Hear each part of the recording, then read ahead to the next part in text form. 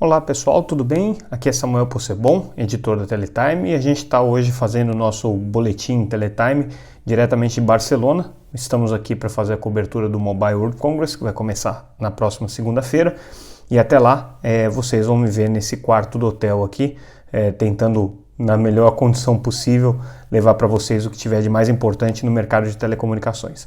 Bom, se vocês ainda não acompanham o Teletime, entrem lá no site www.teletime.com.br, vocês já sabem, tudo que a gente está analisando e noticiando aqui está lá disponível no site de uma maneira mais completa e gratuitamente. Vocês também podem se inscrever para receber a nossa newsletter diretamente no seu e-mail.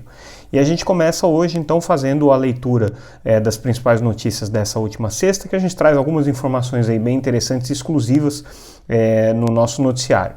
Começamos com uma entrevista que a gente fez com o presidente da Aloha Telecom. A Aloha, para quem não se lembra, é a holding que costumava se chamar EB Fibra, né? E agora tem esse novo nome, Aloha, que congrega aí várias operadoras, vários pequenos provedores de internet. Então a gente fez uma entrevista com o Alexandre Moshi, que é o CEO da empresa, né? E ele comentou um pouco quais são as estratégias que eles têm para o conjunto de operações aí que eles têm no Brasil. Tem a SumCity, tem a Mob Telecom, tem a VIP Telecom, a Wirelink, Univox, enfim, a Ligue Telecom.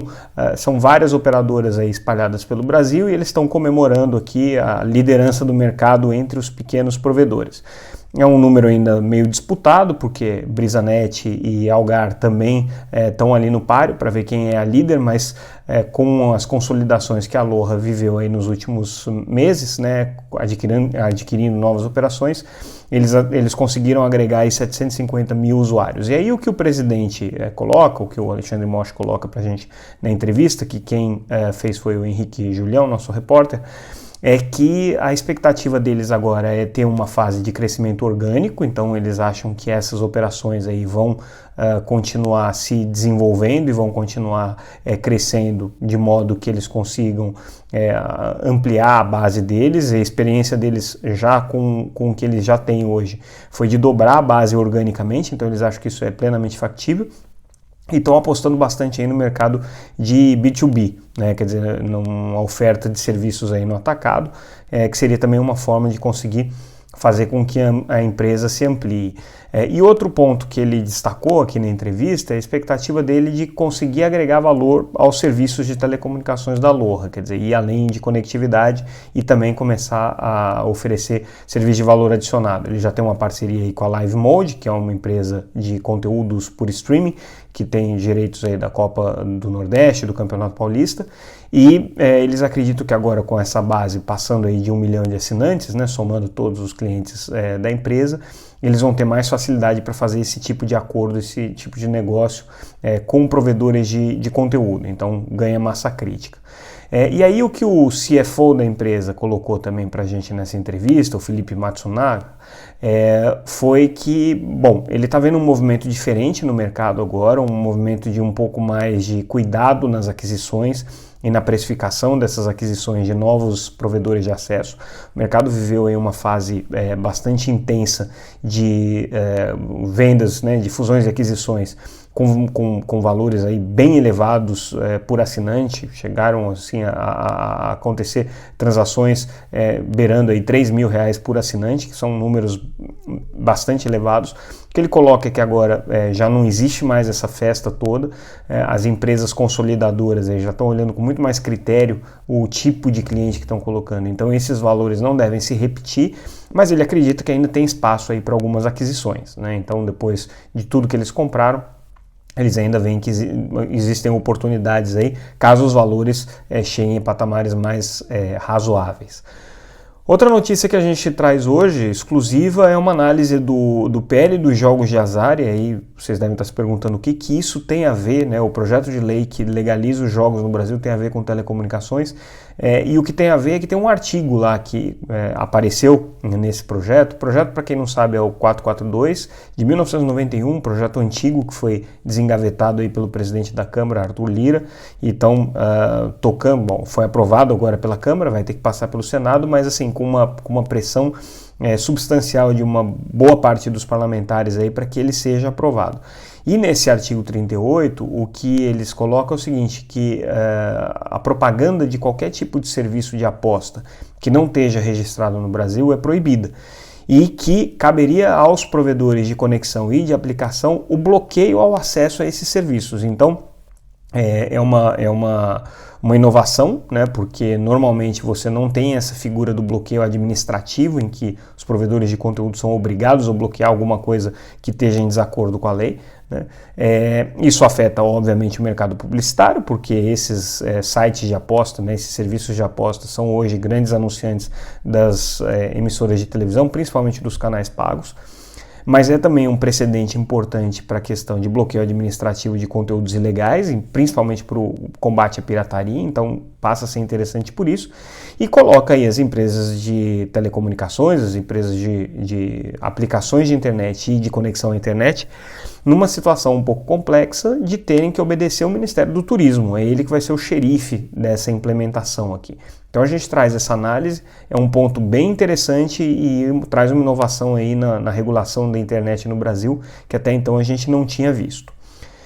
A gente noticiou na quinta-feira e hoje a gente voltou a tratar desse assunto com relação à demanda de banda larga para serviços de home office e para serviços corporativos, né? A Cisco tem pontuado que existe uma demanda crescente por isso, né? Hoje, com a nova forma que as pessoas estão se organizando de trabalhar, claro, naquelas profissões em que isso é possível, estão preferindo trabalhar em home office, isso demanda mais conexão à internet, uma pesquisa que a Cisco realizou mostra isso. E aí hoje eles trazem um complemento para essa informação. A gente ouviu o Giuseppe Mahara, que é diretor de assuntos institucionais da Cisco, e o que ele coloca é que um dos caminhos aí que estão sendo desenhados para que se consiga rapidamente ampliar essa conectividade, tanto em escritórios quanto em ambientes residenciais, mas com foco para aplicações mais críticas, como aplicações de teletrabalho, é o desenvolvimento do Wi-Fi 6. A Cisco é uma super defensora dessa tecnologia. O Wi-Fi 6 é a evolução das redes Wi-Fi, mas que tem uma capacidade de espectro muito maior e algumas funcionalidades muito parecidas com 5G. Eles defenderam a implementação do Wi-Fi 6E na Anatel com a frequência completa na faixa de 6 GHz. Então a Anatel aprovou isso, a Cisco foi uma das empresas que fez um lobby forte para que isso acontecesse. Então o Brasil é hoje um dos países que tem mais espectro no mundo para o Wi-Fi 6E, 1 GHz aí previsto na faixa de 6 GHz para esse tipo de serviço. E aí a aposta é justamente que ele vai ser a finalíssima milha, vamos dizer assim, para os serviços mais avançados, como serviços de realidade virtual, como aplicações de teletrabalho, teleeducação, coisas que você precisa fazer em casa, mas que você precisa de uma conectividade garantida com qualidade de serviço. Então o Wi-Fi 6 é para isso, segundo a Cisco. Então eles veem um espaço para o crescimento aí e acreditam que em 2022 vai ser um ano em que esse mercado de Wi-Fi 6E vai se desenvolver bastante no Brasil, né? Tem ainda uma questão de preço de equipamento e tudo mais, mas enfim, é uma previsão de que os preços baixem e que esses equipamentos de Wi-Fi fiquem mais populares à medida que a escala fosse ampliando, né? E ele também colocou, né, nessa entrevista para a gente que ele acredita que a demanda, a Cisco tem pesquisas que apontam para isso, né, que a demanda por banda larga vai seguir se acelerando aí depois da pandemia. Então, só reforçando aquilo que a gente já sabe, que a pandemia mostrou para todo mundo como a conectividade é essencial para a vida de todo mundo, né?